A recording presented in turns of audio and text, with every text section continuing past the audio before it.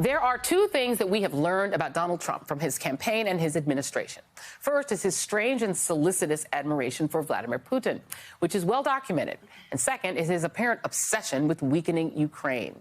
Starting back in 2016, we saw the Trump campaign strip the Republican platform of a provision supporting military aid for Ukraine.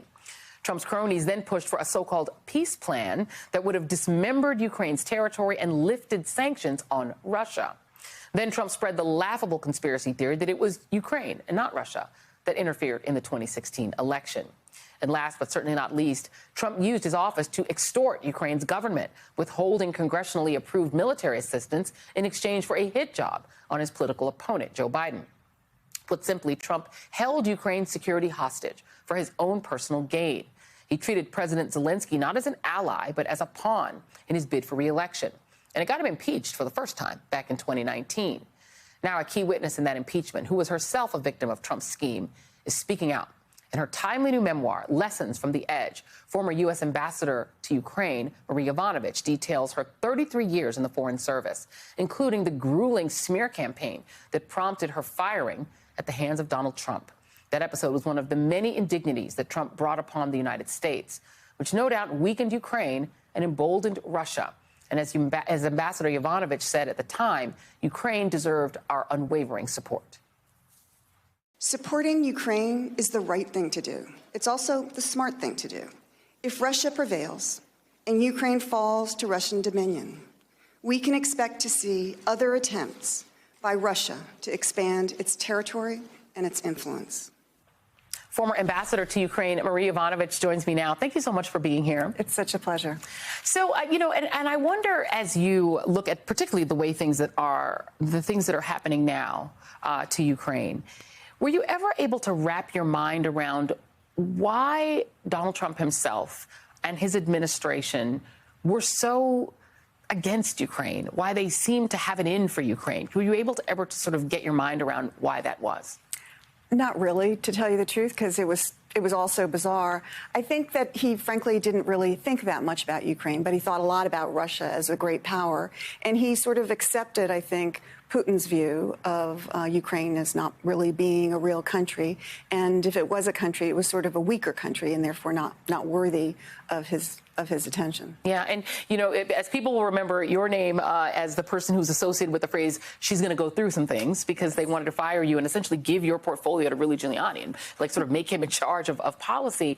At the time, did you see what he was doing as part of sort of a bigger picture of a big pro-Russia move on the part of the United States? Did you anticipate things like the idea that he wanted to get out of NATO? Was any of that in your mind at that time? So what was happening to me was it was all around me, and I could feel, that something was going on. Because people were telling me, especially Ukrainians, senior level Ukrainians, you better watch out. Because there are people here and there are people in the United States that are working together to get you removed. And then I would call back to the State Department and say, what's going on? Is there a problem with what I'm doing? No, everything's fine. And so I figured, it's just that low level kind of rumor that is always kind of circling any capital, right? Mm-hmm. So I wasn't completely aware of all of the things going on around me. But some of the other things that you said, President Trump's well-known and outspoken feelings about NATO. I mean, it was quite clear that he felt that NATO was, not a good institution, that the other allies were taking the U.S. for a ride, and that we were supporting them in ways that we shouldn't be. And I think, I've heard people close to the president from his administration saying that if he had had a second term, he would no doubt have pulled the U.S. out of NATO. Yeah, and I wonder about that, too, because you have a lot of sort of the meme, and I know that, you were on with Nicole Waltz. I love her, and so, of course, I watch her show every day, and she did ask you this question that everyone is sort of asking and sort of throwing out there: would this have happened if Donald Trump had been president? And my kind of thought on it is that, well, he wouldn't have had to, right? I mean, he would have. Or that Putin wouldn't have had to, because Trump would have given him Ukraine. Is that your sense of it as well? Well, I think he was. I think that President Putin was getting what he needed out of the Trump administration. So we were, I think, on a path to leaving NATO. So that the NATO without the United States is probably not a security alliance that is going to last very long.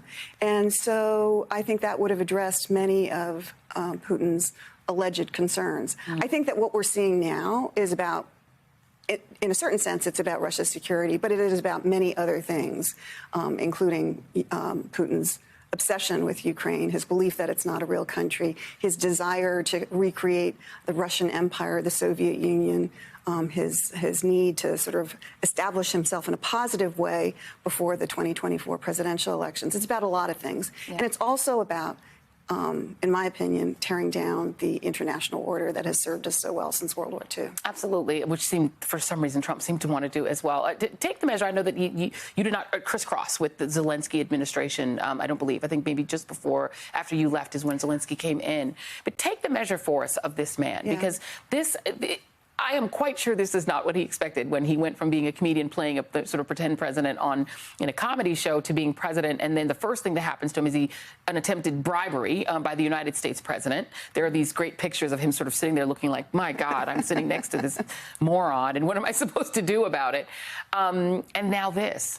Take the measure for us of this man. So I did meet Zelensky a number of times when he was running for president. But by the time he became president, I was no longer in Ukraine. You know, obviously he's a really funny guy. He's very talented. He also is the architect of a huge media empire. And he's very proud of the fact that, you know, his talent created that and the executive skills that produced that empire. I think that Zelensky, as president, ran into many of the same challenges that some of his predecessors ran into. But I think he was trying, and he was making some progress, not as much progress, perhaps, as others may have wanted.